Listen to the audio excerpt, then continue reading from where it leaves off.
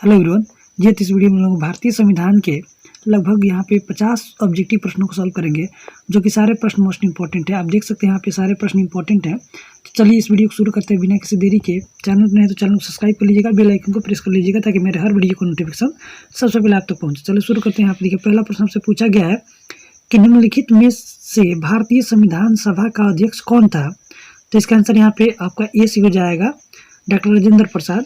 चलिए दूसरा प्रश्न देखिए, जो पूछा गया यहाँ पे कि भारतीय संविधान लागू हुआ था, तो भारतीय संविधान जो लागू हुआ था 26 जनवरी 1950 को लागू हुआ था। तो इस प्रकार से इसका भी आंसर यहाँ पे आपका एक से हो जाएगा। चलिए देखिए, आपसे तीसरा प्रश्न यहाँ पे जो पूछा गया है, प्रश्न है कि भारत के संविधान का निर्माता किसे माना जाता है। तो भारत के संविधान का निर्माता BR अम्बेडकर जी को माना जाता है। तो इसका आंसर यहाँ पे आपका 2 से हो जाएगा। चलिए देखिए, यहाँ पे चौथा प्रश्न आपसे पूछा गया है, प्रश्न है कि संविधान बनाने में संविधान सभा ने समय लिया, कितना समय लिया था। 2 वर्ष 11 महीना 18 दिन का समय लगा था। तो इसका आंसर यहाँ पे आपका 1 से हो जाएगा। चलिए पांचवा प्रश्न देखिए, आपसे पूछा गया प्रश्न है जो यहाँ पे प्रश्न है कि हम भारत के लोग, we the people of India शब्द का प्रयोग भारतीय संविधान में कहाँ किया गया। तो इसका आंसर यहाँ पे आपका संविधान का प्रस्तावना हो जाएगा। आंसर आपका यहाँ पे 4 से हो जाएगा। चलिए देखिए, छठवां प्रश्न आपसे पूछा गया है कि हमारे संविधान में मूल अधिकार कहाँ के संविधान से प्रेरित है। तो हमारे संविधान में मूल अधिकार जो संयुक्त राज्य अमेरिका से लिया गया है। तो इसका आंसर यहाँ पे आपका 1 से हो जाएगा। चलिए देखिए, यहाँ पे 7 नंबर का जो प्रश्न आपसे पूछा गया है, प्रश्न आप देख सकते हैं यहाँ पे कि प्रश्न आपसे पूछा गया है कि भारतीय संविधान में समवर्ती सूची किस संविधान से ली गई है। तो इसका आंसर यहाँ पे ऑस्ट्रेलिया के संविधान से हो जाएगा। सर आपका 4 से हो जाएगा। यहाँ पे ध्यान से देखिए। चलिए 8वां प्रश्न आपसे पूछा गया है कि भारतीय संविधान में नागरिकता के प्रावधान कब लागू हुए थे। तो नागरिकता के प्रावधान 1949 से लागू हुए थे। तो इसका आंसर यहाँ पे 2 से हो जाएगा। चलिए 9वां प्रश्न आपसे पूछा गया है कि भारतीय नागरिकता नहीं प्राप्त की जा सकती है किसके माध्यम से। तो भारतीय बैंक में धन जमा करके नागरिकता प्रदान नहीं किया जा सकता है, जबकि जन्म द्वारा, देशीकरण द्वारा, किसी भूभाग के सम्मिलित द्वारा भारतीय नागरिकता प्राप्त की जा सकती है।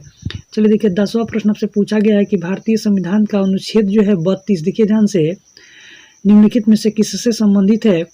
तो अनुच्छेद 32 जो है उस संवैधानिक उपचारों से संबंधित है। तो इसका आंसर यहाँ पे आपका 3 से हो जाएगा। चलिए 11 नंबर का प्रश्न पूछा है कि शिक्षा का अधिकार एक मौलिक अधिकार बन गया, कब बन गया था। तो 1 अप्रैल 2010 को शिक्षा का अधिकार एक मौलिक अधिकार बन गया था। तो इसका आंसर 2 से हो जाएगा। चलिए देखिए, यहाँ पे 12 नंबर का प्रश्न पूछा है कि निजता का अधिकार किसके अधीन आता है। तो निजता का अधिकार जो है अनुच्छेद 21 का अधीन आता है। तो यहाँ पे आपका आंसर 3 से हो जाएगा।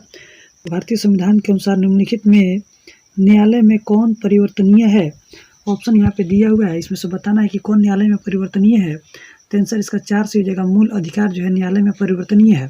चलिए 14 नंबर का प्रश्न की आपसे यहाँ पे पूछा गया है, प्रश्न है कि भारतीय संविधान के किस अनुच्छेद में नागरिकों के मूल कर्तव्य शामिल है। तो मूल कर्तव्य जो है भारतीय संविधान के 51 क में सम्मिलित है। तो इसका आंसर यहाँ पे आपका 3 से हो जाएगा। चलिए देखिए, 15 नंबर का प्रश्न पूछा गया है कि राज्य के नीति निर्देशक सिद्धांत के निम्नलिखित अनुच्छेद में कौन सा अंतर्राष्ट्रीय शांति और सुरक्षा से संबंधित है। तो अंतर्राष्ट्रीय शांति और सुरक्षा से संबंधित यहाँ पे आपका अनुच्छेद 51 हो जाएगा। ऑप्शन आपका 1 से हो जाएगा। 16 नंबर का प्रश्न पूछा है कि राज्य के नीति निर्देशक सिद्धांत को किस देश के संविधान से प्रेरणा लेकर व्युत्पन्न किया गया है। तो आयरलैंड से लिया गया है। तो इसका आंसर यहाँ पे आपका 2 से हो जाएगा। चलिए देखिए, यहाँ पे 17 नंबर का प्रश्न आपसे पूछा गया है कि भारतीय गणराज्य में वास्तविक कार्यकारी प्राधिकार निम्नलिखित में से किसके पास होता है। तो इसका आंसर यहाँ पे आपका 4 से हो जाएगा, मंत्रिपरिषद के पास होता है। चलिए 18 नंबर का प्रश्न देखिए, पूछा गया है कि भारत में राष्ट्रपति के चुनाव संबंधित विवाद के मामले को निम्नलिखित में से किसके पास भेजा जाता है।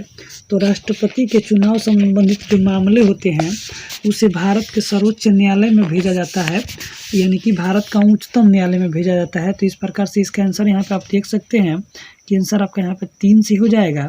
चलिए देखिए, 19 नंबर का प्रश्न पूछा गया है कि भारत का उपराष्ट्रपति होता है। तो भारत का उपराष्ट्रपति जो होता है राज्यसभा का पदेन अध्यक्ष होता है। तो इसका आंसर यहाँ पे आपका 2 से हो जाएगा। देखिए 20 नंबर का प्रश्न पूछा गया है कि भारत के प्रधानमंत्री का कार्यकाल कितना होता है।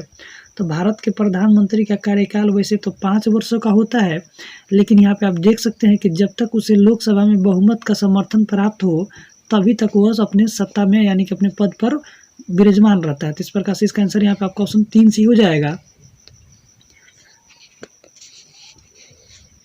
21 नंबर का प्रश्न पूछा है कि देखिए 21 नंबर का प्रश्न पूछा है कि भारत के किस संविधान अधिनियम में मतदाता की आयु घटाकर 21 वर्ष से 18 वर्ष कर दी गई थी।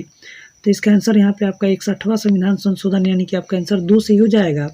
चलिए देखिए 22 नंबर का प्रश्न पूछा गया है कि भारत में वित्त आयोग की नियुक्ति कौन करता है। तो भारत में वित्त आयोग की नियुक्ति जो है यहाँ पे आपका आंसर यहाँ पे भारत के राष्ट्रपति हो जाएगा, यानी कि आंसर आपका यहाँ पे 3 से हो जाएगा। चलिए 23 नंबर का प्रश्न पूछा कि नई दिल्ली में गणतंत्र दिवस पर भव्य परेड की सलामी कौन लेता है। तो इसका आंसर यहाँ पे राष्ट्रपति लेता है। तो इसका आंसर यहाँ पे आपका 1 से हो जाएगा। चलिए 24 नंबर का प्रश्न पूछा है कि भारतीय संसद में शामिल है कौन कौन। तो भारतीय संसद में राष्ट्रपति, लोकसभा और राज्यसभा शामिल है। तो इस प्रकार से इसका आंसर यहाँ पे आपका 4 से हो जाएगा।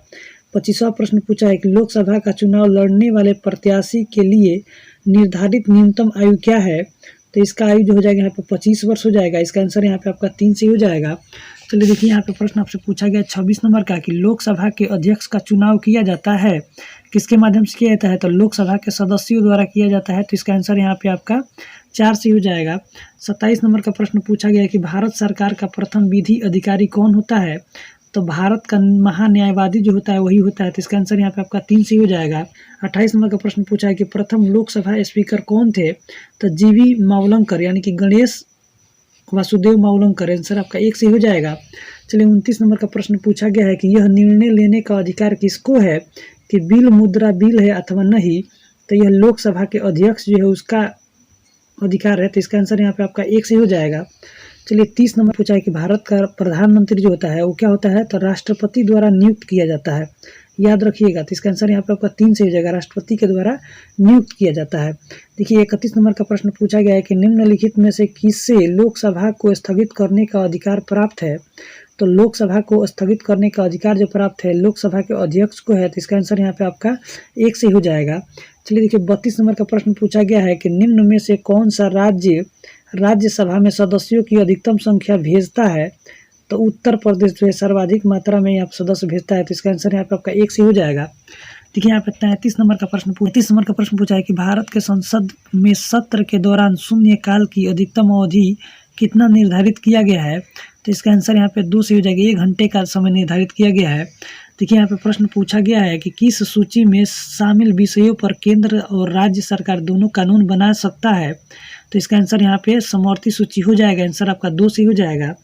देखिए धन विधेयक का प्रावधान संविधान के किस अनुच्छेद में है। तो अनुच्छेद 110 में धन विधेयक का प्रावधान किया गया है। चलिए 36 नंबर का प्रश्न पूछा गया है कि किस सदन के सदस्यों द्वारा बहुमत से अविश्वास प्रस्ताव पास होने पर मंत्रिपरिषद को त्यागपत्र देना पड़ता है।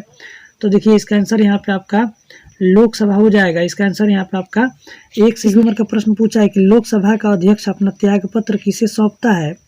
तो लोकसभा का अध्यक्ष जो होता है अपना त्यागपत्र जो है उपाध्यक्ष को सौंपता है। तो इसका आंसर यहाँ पे आपका 3 से हो जाएगा।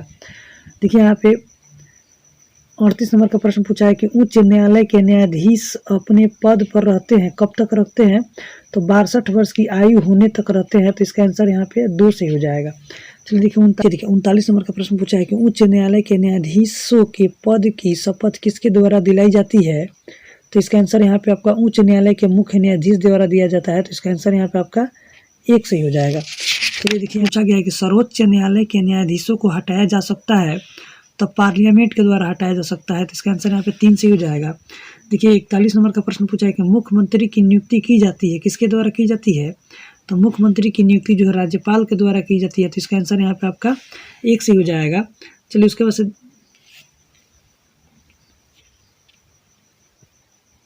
जी देखिए 42 नंबर का प्रश्न पूछा है कि राज्य की वास्तविक कार्यपालिका शक्ति का प्रयोग किसके द्वारा किया जाता है। तो मंत्रिपरिषद के द्वारा किया जाता है। तो इसका आंसर यहाँ पे 2 से हो जाएगा। 43 नंबर का प्रश्न पूछा है कि राज्य में संवैधानिक विफलता होने पर किस धारा का प्रयोग किया जाता है। धारा अनुच्छेद यहाँ पे 356 का प्रयोग किया जाता है। इसका आंसर यहाँ पे आपका 2 से हो जाएगा।